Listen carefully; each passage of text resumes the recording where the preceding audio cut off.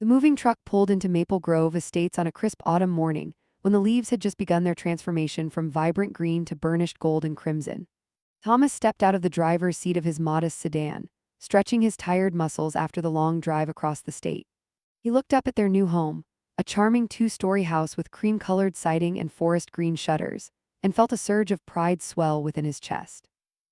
This was everything he and Margaret had dreamed about during those long nights in their cramped apartment, whispering about the future while the sounds of the city kept them awake. This was where they would raise their family, where their children would take their first steps, where memories would be made for generations to come. Margaret emerged slowly from the passenger side, one hand pressed against her lower back while the other cradled her swollen belly. At 7 months pregnant, every movement had become a careful negotiation between her determined spirit and her exhausted body. The pregnancy had been harder than either of them had anticipated. The morning sickness had lasted well into her second trimester, and now in her third, she found herself battling constant fatigue, swollen ankles that made her feel like she was walking on water balloons, and a persistent ache in her back that never seemed to fully subside no matter how many pillows she arranged around herself at night. But standing there in front of their new home, watching the morning sunlight dance across the manicured lawn, Margaret felt a flutter of hope in her heart that matched the gentle kicks of their son growing inside her. This neighborhood was beautiful, peaceful, exactly the kind of place where she had always imagined raising children. The streets were lined with mature oak trees that created a canopy of shade, the lawns were immaculately maintained, and the houses all seemed to smile with their welcoming front porches and carefully tended flower beds. Thomas walked over to Margaret and wrapped his arm around her shoulders, pulling her close. They stood together in silence for a long moment, simply taking in the sight of their new beginning. The air smelled of fresh-cut grass and the faint sweetness of someone's rose garden nearby. A cardinal sang from a nearby branch, its cheerful melody seeming to welcome them to the neighborhood. The moving process took most of the day, with Thomas doing the heavy lifting while Margaret directed the placement of furniture and unpacked the lighter boxes. Their neighbors seemed friendly enough, waving from their driveways or porches as they passed by. An elderly couple from 3 doors down even brought over a plate of homemade cookies and a handwritten welcome card.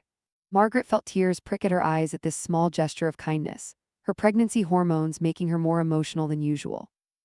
By evening, they had set up the essentials.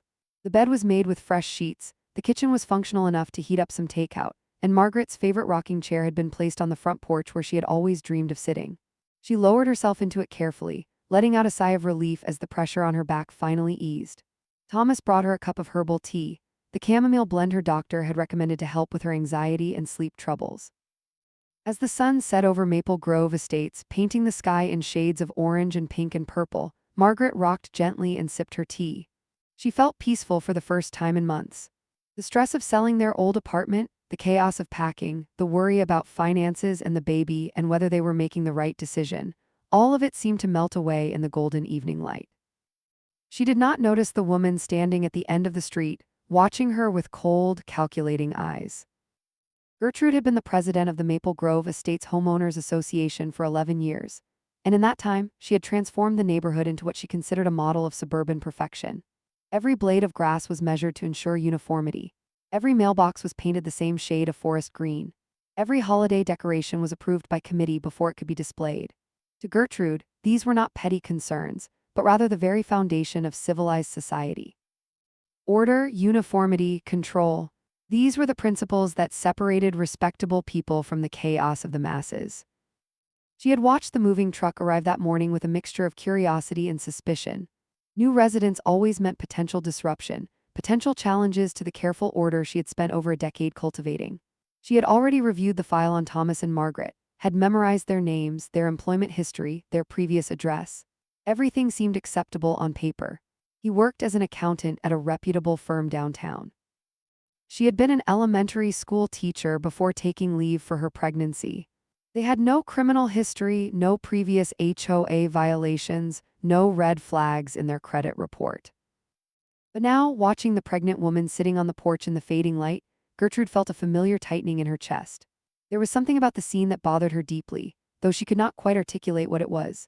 Perhaps it was the way Margaret sat there so publicly, her condition on display for anyone passing by. Perhaps it was the casual manner in which she rocked, as if the porch were her personal living room rather than an extension of the neighborhood's public image. Perhaps it was simply that Gertrude could not control this woman, could not predict what she might do, could not fit her neatly into the categories she had created in her mind. Whatever the reason, Gertrude made a mental note to keep a close eye on the new residents. The first few weeks passed peacefully enough. Thomas left for work each morning at exactly 7:30, his car pulling out of the driveway with military precision that Gertrude grudgingly approved of. Margaret busied herself with setting up the nursery, painting the walls a soft sage green, assembling the crib with the help of online tutorials, organizing tiny onesies and baby blankets in the dresser drawers. Each evening, she would take her place on the front porch, tea in hand, watching the neighborhood settle into the quiet rhythms of evening. Her doctor had been very clear about the importance of fresh air and rest during this stage of pregnancy. Margaret's blood pressure had been running slightly high, and the stress of the move had not helped. Dr. Chen had looked at her over his reading glasses with that serious expression he got when he was about to give important instructions. Rest is not optional at this point, he had said firmly.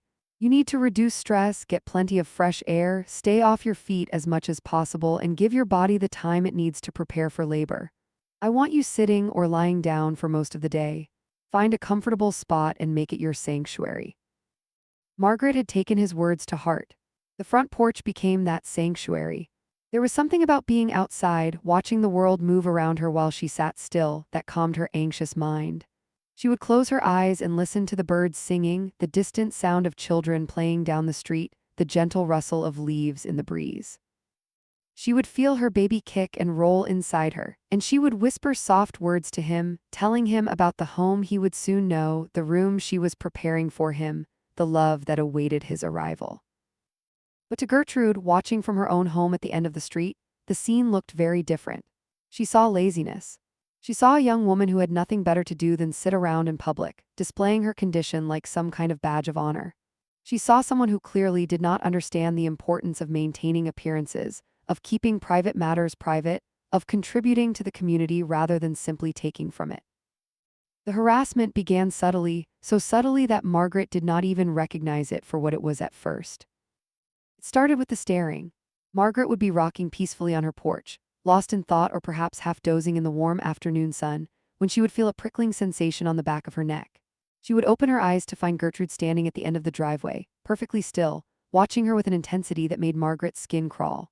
The woman never said anything during these encounters, never waved or smiled or offered any of the normal pleasantries that neighbors exchange.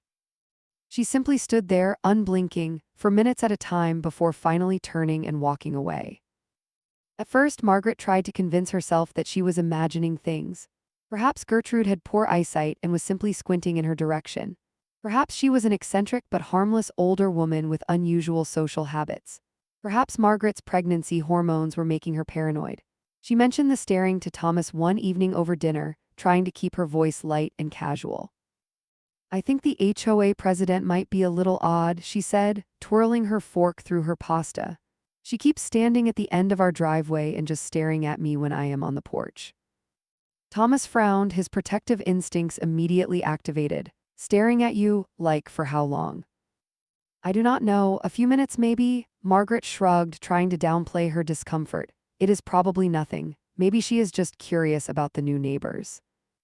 Do you want me to say something to her? Thomas asked, his jaw tightening in that way it did when he was preparing for a confrontation. No, Margaret said quickly. I am sure it is fine. I do not want to start drama with the HOA president on our first month here. So she let it go, and the staring continued. Then the comments began. Gertrude had apparently decided that silence was no longer sufficient. She began timing her walks to coincide with Margaret's porch sessions, striding past the house with her chin held high and her lips pressed into a thin line of disapproval. As she passed, she would call out observations that were clearly meant to be heard, though she never addressed Margaret directly. You know, this is not a trailer park, Gertrude said one afternoon, her voice carrying across the lawn with practiced clarity. Some of us take pride in our homes. Margaret felt her face flush with heat. She looked down at herself, at her comfortable maternity dress and the teacup resting on the small table beside her chair. She looked at the porch, which Thomas had swept just that morning. She could not understand what about the scene could possibly be considered trashy or inappropriate. Another day, Gertrude walked past and announced to no one in particular, "Do you not have anything productive to do? Some people work for a living." Margaret felt the words like a slap. She had worked her entire adult life, had loved her job teaching third grade, had only stopped because her doctor had insisted she take medical leave when her blood pressure became concerning.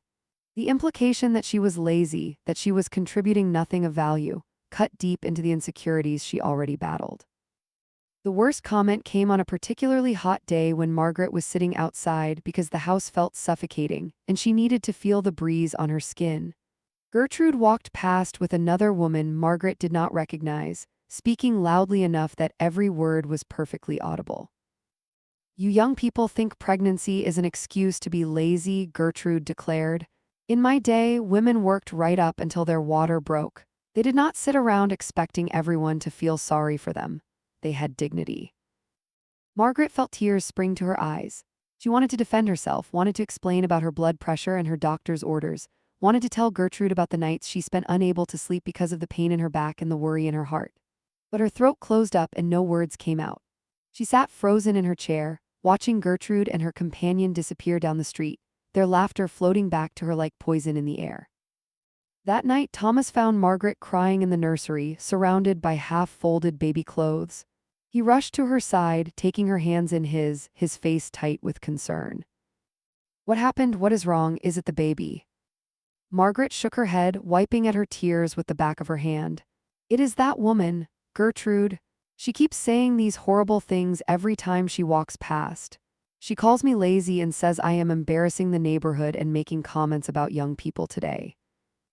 Thomas's expression darkened. "She said that to you, directly to your face?" "Not directly, but she says it loud enough for me to hear. She wants me to hear." Margaret took a shaky breath. "I do not understand what I did wrong. I am just sitting on my own porch. I am not bothering anyone. My doctor told me I need to rest and get fresh air. What am I supposed to do, hide inside for the next 2 months?" Thomas pulled her into a gentle embrace, mindful of her belly. "You did nothing wrong," he said firmly. "That woman is the one with the problem, not you. Do you want me to talk to her?" Margaret pulled back, her eyes wide with worry. "Please do not. I do not want to make things worse. She is the HOA president. She could make our lives miserable." "She is already making our lives miserable," Thomas pointed out. But Margaret was adamant. She had seen what happened to people who got on the wrong side of HOA leadership. She had heard the horror stories about endless fines and legal battles and neighbors turning against each other. They had just bought this house and would be paying the mortgage for the next 30 years. She could not afford to make an enemy of the woman who held power over their community. So Thomas agreed reluctantly to hold his tongue, but he made Margaret promise that she would tell him immediately if things got worse. Things got worse. The yellow violation notice appeared on their door exactly 2 weeks after Gertrude's comment about pregnancy being an excuse for laziness. Thomas found it when he came home from work, a bright canary-colored sheet of paper taped prominently to the front door where anyone passing by could see it. His blood ran cold as he read the words printed in stark black letters. Maple Grove Estates Homeowners Association Official Notice of Violation. Violation type: public loitering. Description: resident has been observed repeatedly stationed idly on front porch for extended periods, creating an appearance of untidiness and failing to contribute to the aesthetic standards of the community. Fine amount: $150. Payment due within 30 days or additional penalties will be applied. Thomas read the notice 3 times, certain he must be missing something, certain this must be some kind of joke. Public loitering, stationed idly, appearance of untidiness. He looked at the porch, at the neatly painted railings and the clean welcome mat and the healthy potted plants Margaret had placed by the door. There was nothing untidy about any of it. He found Margaret inside, already reading a copy of the notice that had been slipped under the door. She was sitting on the couch, her hands trembling, tears streaming down her face. $150, she whispered, "because I sit on the porch, because I try to get fresh air like my doctor told me to." Thomas crumpled the notice in his fist. "This is insane. There is no way this is a real rule. I am going to the HOA office right now." Margaret tried to stop him, tried to remind him of her earlier warnings about making enemies, but Thomas was beyond reason. He had watched his wife suffer through a difficult pregnancy with grace and courage. He had watched a stranger torment her for crimes she did not commit. And now that stranger was trying to take their money based on a rule that could not possibly exist. He drove to the HOA office, a small building near the entrance to the neighborhood that Gertrude had commandeered as her personal headquarters. She was sitting behind the reception desk when he walked in, almost as if she had been expecting him. A small smile played at the corners of her mouth. "Mr. Hartwell," she said, using their surname with exaggerated formality, "what brings you in today?" Thomas slapped the crumpled notice down on her desk. I want to know what rule we supposedly violated." Gertrude smoothed out the paper with deliberate slowness, her eyes scanning the text as if she had never seen it before. "Ah yes, the public loitering violation. It is right there in the bylaws." "Show me," Thomas demanded. "Show me the exact page and paragraph." Gertrude's smile widened, but her eyes remained cold. "I do not have to justify myself to you, Mr. Hartwell. The board makes decisions about violations, and the board has determined that your wife's behavior is in breach of community standards. Pay the fine." "I want to see the bylaws," Thomas repeated, his voice rising despite his efforts to stay calm. "You cannot fine us for sitting on our own porch. That is not a violation of anything." Gertrude leaned back in her chair, folding her arms across her chest. Section 7, subsection 4, paragraph 8, no unnecessary porch occupancy. Perhaps if you had read the documents you signed when you purchased your home, you would already know this. Thomas stared at her, searching her face for any sign that she was joking, any hint of humanity behind those cold eyes. He found nothing. "I will be reading those documents tonight," he said finally, "every single word. And if I find out you are making this up, you will be hearing from my lawyer." He turned and walked out before she could respond, but he heard her call after him, her voice dripping with false sweetness. "I look forward to receiving your payment, Mr. Hartwell. The sooner you learn how things work around here, the easier life will be for everyone." Thomas spent that entire night at the kitchen table, a cup of coffee growing cold beside him, as he worked his way through the 132 pages of the Maple Grove Estates Homeowners Association bylaws, covenants, and restrictions. He read about approved paint colors and lawn maintenance requirements. He read about garbage can placement and vehicle parking regulations. He read about holiday decorations and noise ordinances and pet policies. Nowhere in 132 pages of dense legal language did he find any rule about porch occupancy. There was no Section 7, subsection 4, paragraph 8. There was no mention of public loitering or stationed idly or unnecessary porch occupancy. Gertrude had invented the entire thing out of thin air. When dawn broke over Maple Grove Estates, Thomas finally set down the last page and rubbed his exhausted eyes. He had his answer. He had his proof. But he also knew that simply confronting Gertrude with this information would not be enough.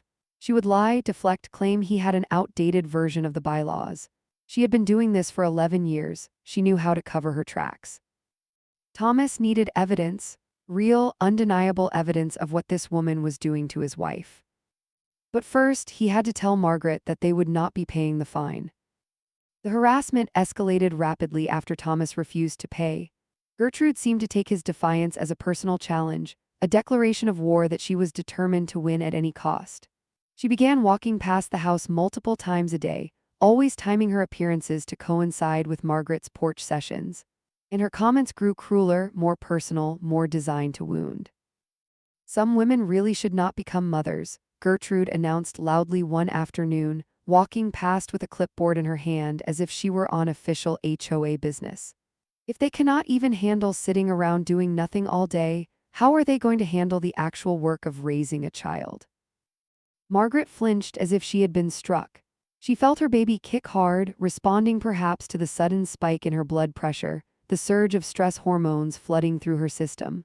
She tried to take deep breaths like her doctor had taught her, tried to calm herself for the sake of her son, but the words echoed in her head like a curse.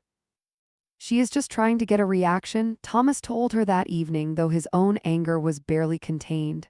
"Do not give her the satisfaction. We are going to handle this the right way." But what is the right way? Margaret asked, her voice hollow with exhaustion. We cannot afford a lawyer. We cannot afford to move. We are stuck here with that woman for the next 30 years. We will figure something out, Thomas promised. I am not going to let her do this to you. The next violation notice arrived 3 days later. This one claimed that Margaret had left a water glass on the porch railing, constituting an unsightly foreign object on community-facing property. Fine, $75. 2 days after that, another notice. Margaret had been seen reading a book on the porch. Engaging in recreational activities in public-facing areas creates an appearance of leisure that diminishes property values. Fine, $100. Each notice was more absurd than the last, and each one was completely fabricated. Thomas added them to a growing file folder, documenting every false accusation, every invented rule, every penny Gertrude was trying to extort from them. But the financial pressure was only part of the torment. Gertrude had begun spreading rumors throughout the neighborhood, poisoning their new community against them before they had even had a chance to establish friendships. Thomas overheard fragments of conversation at the mailbox, saw neighbors glance at their house and quickly look away, noticed the cooling of attitudes among people who had once seemed friendly. Did you hear about the woman in the greenhouse? He heard someone whisper at the community mailbox station. Apparently she just sits on the porch all day doing nothing. Gertrude says she is lazy and entitled. I heard she refused to pay her HOA fines, another voice responded. Can you imagine? Not even here 2 months and already causing problems. It is people like that who drag down property values for everyone, the first voice agreed. Thomas clenched his fists so hard his knuckles turned white. He wanted to confront them, wanted to tell them the truth, wanted to expose Gertrude's lies for what they were, but he knew that would only make things worse. Gertrude had 11 years of credibility in this neighborhood. He had 2 months. No one would believe him over her. Margaret felt the shift in the community like a physical weight on her shoulders.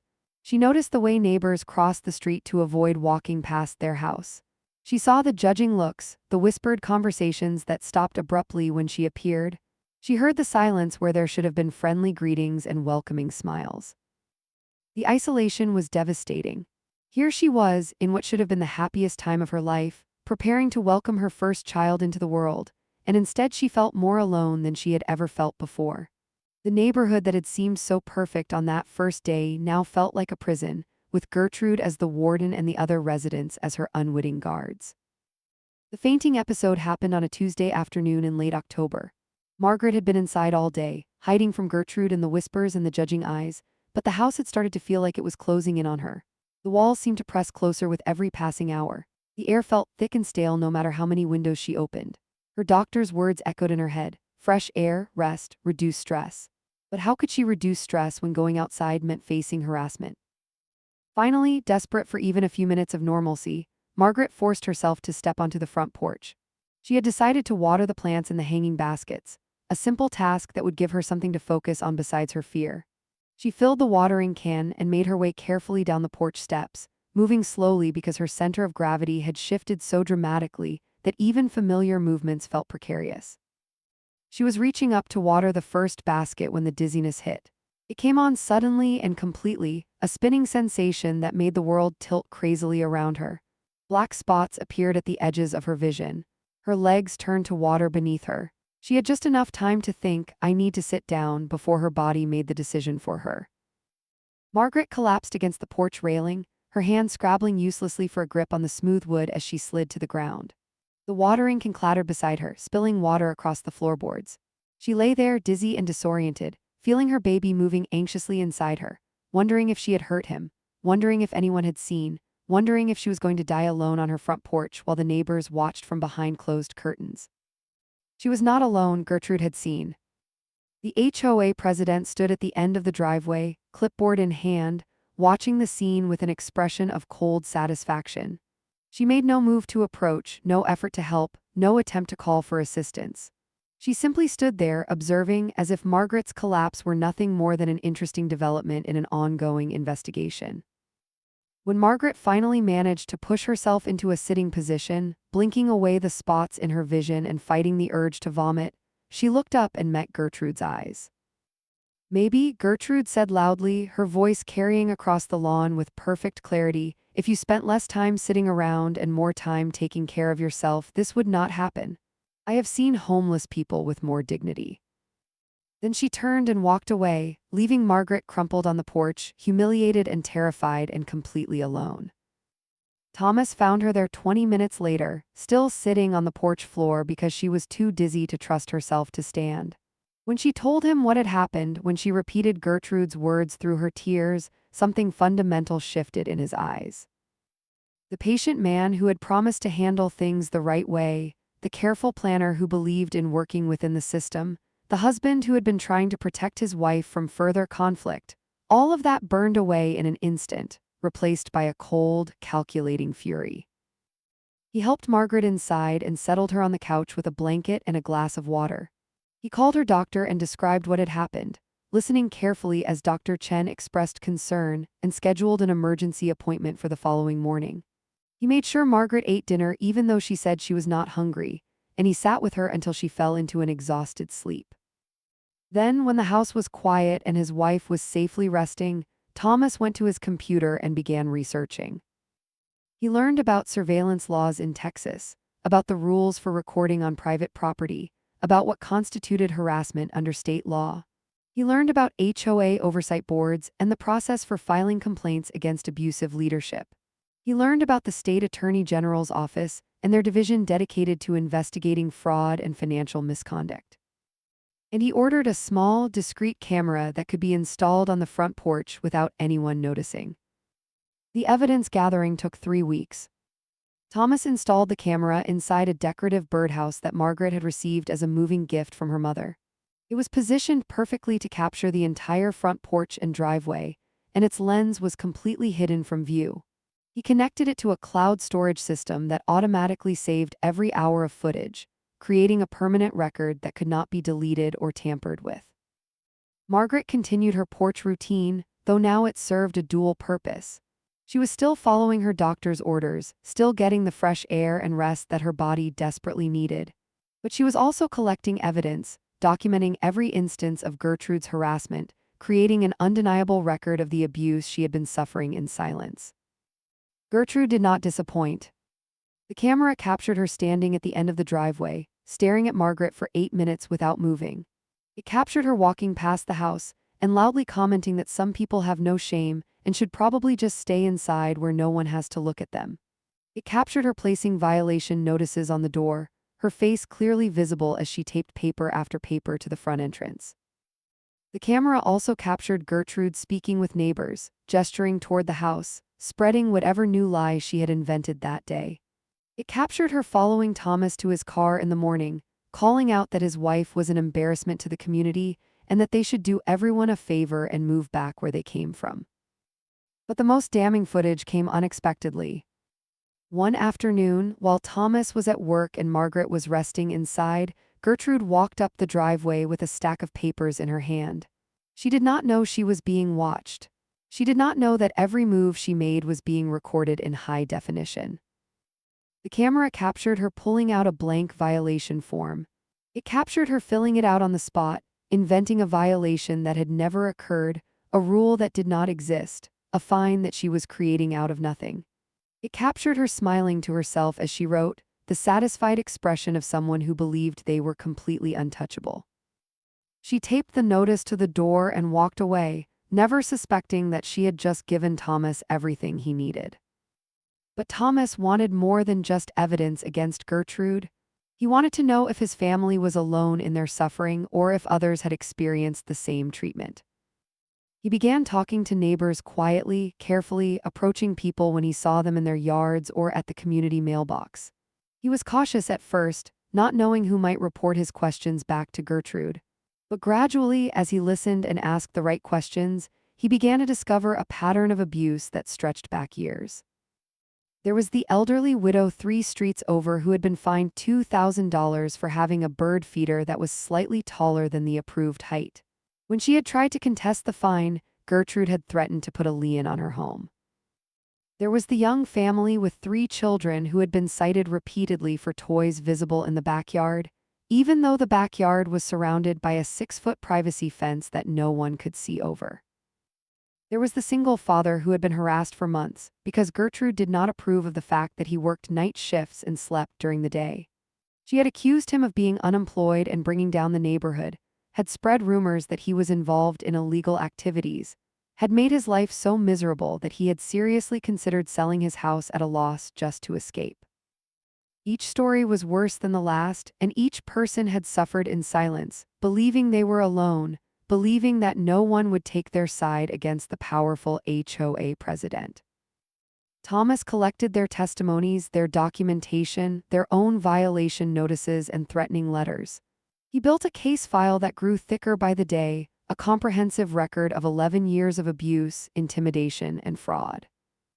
And then, when he had everything he needed, he filed his complaints. The complaint to the HOA Oversight Board was 20 pages long, meticulously documented, and accompanied by hours of video evidence. The complaint to the State Attorney General's office was even more detailed, focusing specifically on the financial aspects of Gertrude's behavior, the fines she had collected for fabricated violations, the money that had flowed from frightened homeowners into HOA accounts under her complete control. Thomas mailed both complaints on the same day, certified mail with return receipt requested. Then he went home and told Margaret that the waiting was about to begin. The investigators arrived on a gray November morning, exactly 3 weeks after Thomas had filed his complaints. There were 2 of them, a man and a woman in professional attire, carrying briefcases and wearing expressions of serious purpose. They drove a nondescript sedan that could have belonged to anyone, and they parked directly in front of Gertrude's house without any advance warning. Word spread through the neighborhood like wildfire. By the time the investigators knocked on Gertrude's door, a dozen neighbors had found excuses to be outside, washing cars or walking dogs or checking their mailboxes for the 3rd time that day. Everyone wanted to see what would happen next. Gertrude answered the door with a smile that faltered the moment she saw the official identification cards. Thomas, watching from his front porch with Margaret beside him, saw the color drain from her face. For the first time since they had moved to Maple Grove Estates, Gertrude looked uncertain. The investigators were inside for 3 hours. When they emerged, they carried boxes of documents and Gertrude's personal laptop, potential evidence in an ongoing investigation into financial misconduct and abuse of authority. Gertrude followed them to the door, her voice raised in protest, her hands gesturing frantically as she tried to explain, to justify, to minimize. "This is all a misunderstanding," she insisted, loud enough for the gathered neighbors to hear. "These people are lying about me. I have given 11 years of my life to this community. I have maintained property values and kept standards high and protected everyone from the kind of riffraff who would drag us all down." The female investigator turned to face her, her expression neutral but her eyes hard. "The evidence will speak for itself. You will receive formal notification of our findings within 30 days. Gertrude stood on her front porch as the investigators drove away, her face a mask of barely controlled fury. Her eyes scanned the gathered neighbors, searching for someone to blame, someone to punish for this humiliation. Her gaze landed on Thomas and Margaret, and for a long moment she simply stared at them with undisguised hatred. Then she went inside and slammed the door. The investigation revealed far more than Thomas had anticipated. The false violations were just the beginning. The investigators discovered that Gertrude had been manipulating HOA finances for years, directing funds into accounts only she could access, using association money for personal expenses that had nothing to do with community maintenance. They found records of fines that had been collected but never deposited, payments that had disappeared into a financial black hole of Gertrude's creation. They found evidence that she had falsified meeting minutes, invented quorum numbers, and passed resolutions without proper board approval. They found threatening letters she had sent to homeowners who questioned her authority, complete with barely veiled references to making their lives difficult if they persisted. And they found the video. Hours and hours of footage showing exactly what kind of person Gertrude really was, exactly how she had treated the pregnant woman who simply wanted to sit on her own porch and breathe fresh air. The special meeting of the Maple Grove Estates Homeowners Association was the most well-attended in the community's history. Every seat in the community center was filled, and people stood along the walls and crowded into the doorway, everyone wanting to witness what came next.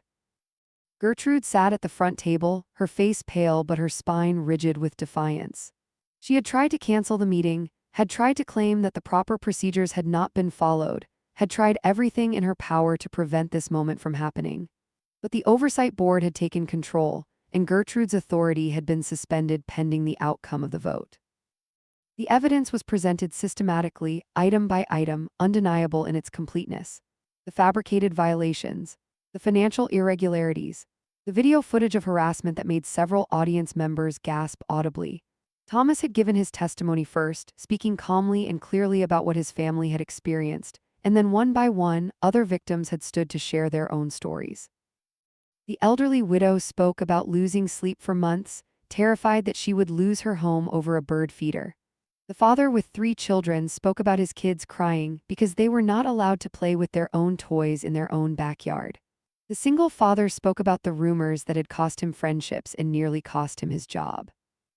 Through it all, Gertrude sat stone-faced, offering no apology, no explanation, no sign of remorse. When she was finally given the opportunity to speak in her own defense, she stood and addressed the room with the same imperious tone she had always used. "I have dedicated 11 years of my life to maintaining the standards of this community," she said. "I have worked tirelessly to ensure that property values remain high, that our streets remain clean, that Maple Grove Estates remains a desirable place to live. If some people cannot handle living up to those standards, that is not my fault. I was trying to protect all of you from the kind of decline that ruins neighborhoods. Everything I did for this community." She sat down, apparently believing that her words would carry weight, that her years of perceived service would outweigh the mountain of evidence against her. The vote was unanimous. Every single member of the Maple Grove Estates Homeowners Association voted to remove Gertrude from her position as president. A secondary motion was immediately proposed and passed, banning her from holding any HOA office, serving on any committee, or representing the community in any official capacity for the rest of her life. The fines she had levied against Thomas and Margaret were refunded in full, along with all the fraudulent fines she had collected from other homeowners over the years. A formal letter of apology was drafted and presented to the family, signed by every member of the oversight board. Gertrude left the meeting without speaking to anyone, her head held high in a final act of defiance even as her empire crumbled around her. 3 weeks later, Margaret gave birth to a healthy baby boy. They named him William after Thomas's grandfather, a man who had been known for his quiet strength and unwavering integrity. The delivery was smooth, easier than Margaret had feared after such a stressful pregnancy, and when she held her son for the first time, all the pain and fear and humiliation of the past months melted away. They brought William home on a crisp December morning, the first frost of winter sparkling on the grass as they pulled into the driveway. Thomas helped Margaret out of the car and carried the baby carrier up the porch steps, the same steps where so much heartache had occurred, the same porch that had been the battleground for their family's dignity. But the porch felt different now, lighter somehow, as if the shadows that had gathered there had been swept away along with Gertrude's reign of terror. That afternoon, Margaret took her seat in the rocking chair, baby William cradled against her chest. She was exhausted from the delivery, sore and sleep-deprived, but she would not have traded this moment for anything in the world. The sun was warm on her face, the air was fresh and clean, and her son made soft cooing sounds as he explored the new world around him. A neighbor walked by, an older woman Margaret did not recognize. She stopped at the end of the driveway and smiled, a genuine smile full of warmth and welcome. "Is that the new baby?" the woman asked. "He is beautiful, congratulations." "Thank you," Margaret said, and she felt tears spring to her eyes, tears of happiness this time instead of pain. Over the following weeks, a steady stream of neighbors came to visit. They brought casseroles and baby blankets and offers of help. They apologized for their silence during Gertrude's campaign of harassment, embarrassed that they had believed her lies and failed to stand up for the newcomers in their midst. Margaret accepted every apology with grace, understanding that fear could make people do things they later regretted. The neighborhood that had once seemed like a prison now truly felt like home. Margaret sat on the porch every evening, rocking William and watching the sunset paint the sky in shades of gold and purple and pink. Sometimes Thomas joined her, sitting on the top step with a cup of coffee, their hands intertwined as they talked about the future. Sometimes neighbors stopped by to chat, to admire the baby, to share the kind of casual conversation that builds community. One evening, when William was about 6 weeks old and just starting to smile in response to his parents' faces, Thomas came outside and sat beside Margaret on the porch. He was quiet for a long moment, watching the last light fade from the sky, and then he spoke. "I was thinking about everything that happened," he said slowly, "all the harassment and the stress and the fear, and I keep coming back to one thing." "What is that?" Margaret asked, her hand resting gently on William's back. "She tried to break you during the most vulnerable time of your life. She saw you hurting and tired and scared, and instead of offering help, she attacked." Thomas shook his head. "But all she did was expose herself. Her cruelty revealed exactly who she was, and now she has nothing left." Margaret considered his words as she looked down at William, at his perfect little face and his tiny fingers curled against her chest. She thought about all the afternoons she had spent on this porch, first in fear, and then in defiance, and now in peace. She thought about the woman who had tried so hard to make her feel worthless, who had failed so completely. "I was not sitting out here because I was lazy," she said finally. "I was sitting out here because I was trying to breathe. I was trying to rest and take care of my baby and survive a difficult pregnancy. Gertrude wanted to take that away from me. She wanted to make me feel ashamed of needing help, ashamed of being human." She paused, watching the first stars appear in the darkening sky. But she could not take it. No matter what she said, no matter what lies she spread, no matter how many fake finds she invented, she could not take away my right to sit on my own porch and breathe my own air. And in the end, her cruelty was her undoing. Thomas nodded, his eyes bright with emotion. "You are the strongest person I know." Margaret smiled, leaning into his shoulder. "We are the strongest," she corrected him, together. They sat together in the gathering darkness, their son sleeping peacefully between them, the sounds of the neighborhood settling around them like a blanket. Somewhere down the street, a dog barked. Someone was grilling dinner in their backyard. Children's laughter echoed from a few houses over, the universal sound of families living their lives.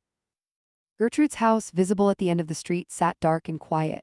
Word around the neighborhood was that she rarely went outside anymore, that she had become a recluse in her own home, that the shame of her exposure had driven her into isolation.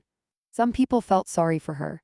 Margaret was not among them, but she did not wish her any additional suffering either. Gertrude had received the consequences of her own choices, and that was enough. The new HOA board was made up of reasonable people who understood that their role was to maintain community standards, not to terrorize residents. They had already repealed several of Gertrude's more arbitrary rules and had established a fair process for handling complaints and violations. The neighborhood felt lighter somehow, as if a heavy cloud had lifted and let the sunshine through. As the moon rose over Maple Grove Estates, casting silver light across the quiet streets, Margaret pressed a kiss to the top of William's head and whispered the same words she had whispered to him before he was born. "This is your home, little one. These are the people who will watch you grow up. This porch is where you will take your first steps, where you will wave goodbye on your first day of school, where you will sit with your own children someday." She looked up at Thomas and found him watching her, love written plainly on his face. "We made it through," he said softly. "We made it through," she agreed, "and we are going to be okay." The stars wheeled overhead as the night deepened, and on the front porch of the cream-colored house with the forest green shutters, a young family sat together in perfect peace, finally home.